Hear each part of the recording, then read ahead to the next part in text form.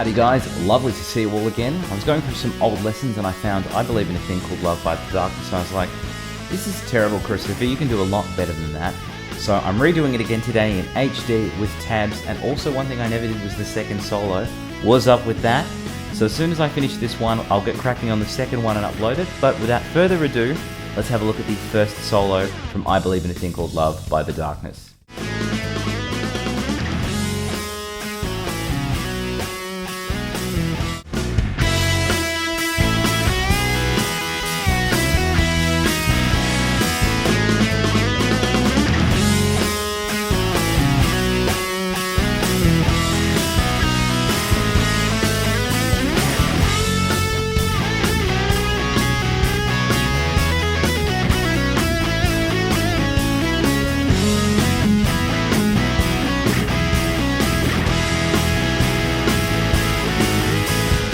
Alright guys, let's have a look at the first section. I'm going to start off by playing 5 of the second string and open on the first. So I'm playing them together and then I go... So I'm going to play them separately. I'm going to play the second string and then the first string, and I'm just sort of using basic outside picking. So I go second, first, second, first, second. So all together we should have this. At the end of that,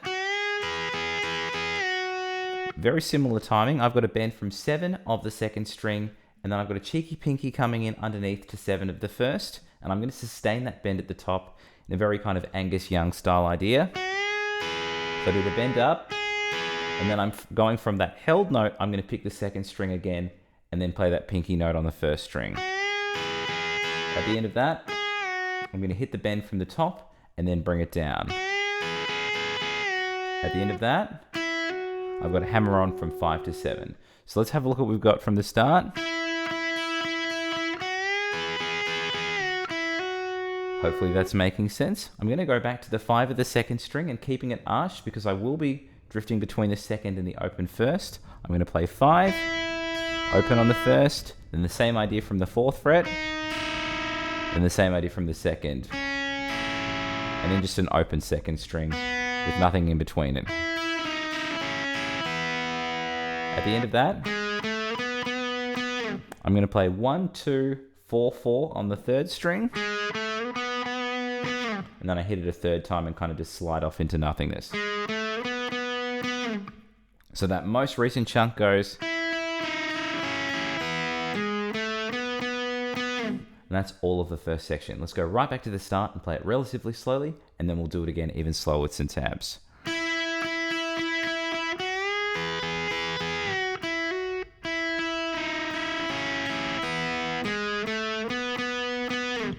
One more time with some tabs.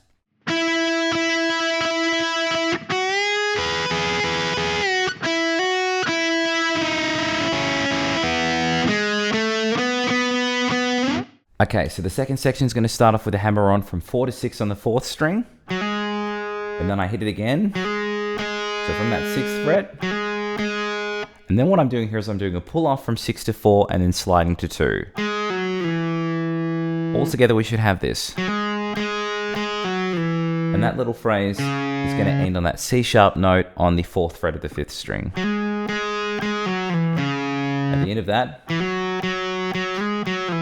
let's slow that down. I'm going to now do a hammer on from 2 to 4 on the 4th string. And then I hit 4 again. So I got... I'm now going to hit the 4 a third time, but I'm going to slide from 4 to 6. And then 4 to 2. You'll notice that I'm swapping fingers there, so I'm going from my ring to my index.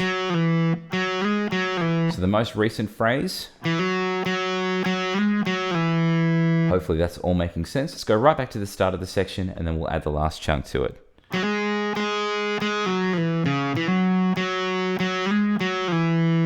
Hopefully that's making sense. Then I go to a very kind of basic version of playing an E major chord. I'm playing the 2nd fret of the 4th string and the 1st fret of the 3rd string, and I'm just working through that with some arpeggiations. So at the start of that, I'm playing 4, 3, 1, 2 from the 4th string. And those first 2 strings are open. And I've got kind of a major 7th thing there. I'm hitting the 4th fret of the 2nd string and then open on the 1st string. So all together, At the end of that, I go back to first fret of the third string. And then I'm going to borrow the exact same phrase that we had at the end of the first section, which was this. So I'm playing 1, 2, 4, 4 on the third string, and then I hit it again with a cheeky slide. And that's pretty much all of the second section. Let's go right back to the start, play it relatively slowly, and then do it again even slower with some tabs.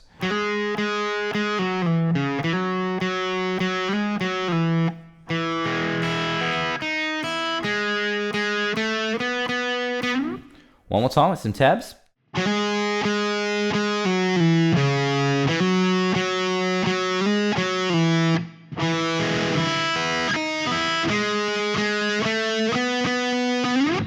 Okay, so let's have a look at the third section. I'm going to start off with a unison bend, playing 10 of the second and bending from 12 of the third. Got a nice long one of those, and then 2 quick cheeky ones. Then I work into this phrase. So this is also starting with a unison bend. I'm playing 9 of the second and bending 11 of the third. And my point is flat, so I'm going to be playing 9 of the first and 9 of the second. So I'm going to do that unison bend and then the 2 flat fingered notes, and I do that phrase twice. All together. Hopefully that's making sense. Then I work into this phrase. Let's slow that down. I'm working through the C# minor pentatonic, which is relative to E major, which is the key we're in. So I'm going to play a flat finger covering 9 of the first 2. I'm going to play that 9th fret of the first string and then pull off from 12 to 9 on the second, and I'm going to do that phrase twice. At the end of that, let's play that a little bit slower. I'm going to hit 11 of the third string twice and pull off to 9, and then I'm going to jump to 11 of the fourth. So we're going to go, at the end of that, I'm going to play 9 of the third string, and then I play this phrase. Let's slow that down. I'm playing 11, 9 on the third, and then 11 of the fourth. Quickly jumping back to the 9 and then the 11 of the fourth. So we should have 5 notes there. Let's try that whole pentatonic lick, and then we'll go right back to the start of the section. So that's pretty much it. Let's try it all again relatively slowly, and then we'll do it again even slower with some tabs.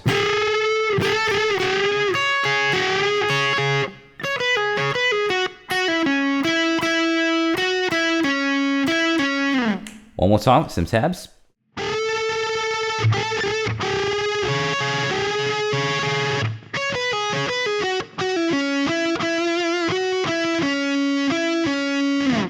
Alright guys, last section. This has a lot of double stops and cheeky little chords in it, but it's relatively simple. And once again, we're hanging around that C# minor pentatonic shape.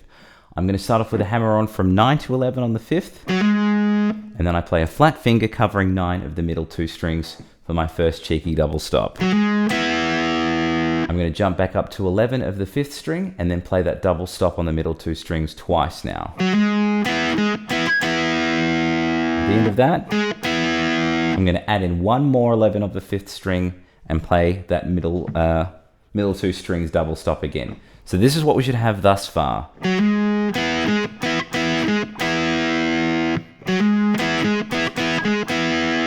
Okay, at the end of that, this is exactly the same thing twice. I'm playing 9 of the 4th string and 11 of the 4th string, and then a double stop on 9 of the 2nd and the 3rd string, and I did that phrase twice. All together. Hopefully that's all making sense. Then I've got this 9 fret chord, just basically quarter notes or crotchets on the beat, 4 in a row. And then I have a 5th strum of that. And then it goes from sort of those major thirds to, so the minor thirds to the major thirds, or whatever that is there. So I'm playing the 9th fret chord 5 times. 1, 2, 3, 4, 5. And this little minor third thing here, I'm playing 10 of the 2nd and 11 of the 3rd. And then I want to play 12 of the 2nd and 13 of the 3rd twice. So it'll go. I'm just dragging that shape over 2 frets. After that second hit, you can sustain it for a little bit and then slide off into oblivion. And that's the whole fourth section. So let's go through that again at a gentleman's pace, and then again even slower with some tabs.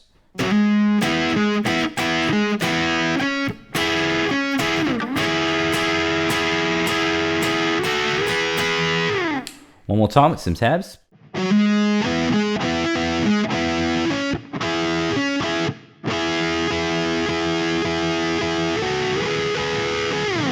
And that was the first solo from I Believe in a Thing Called Love by The Darkness. Hope you guys enjoyed that. Stay tuned for the second one.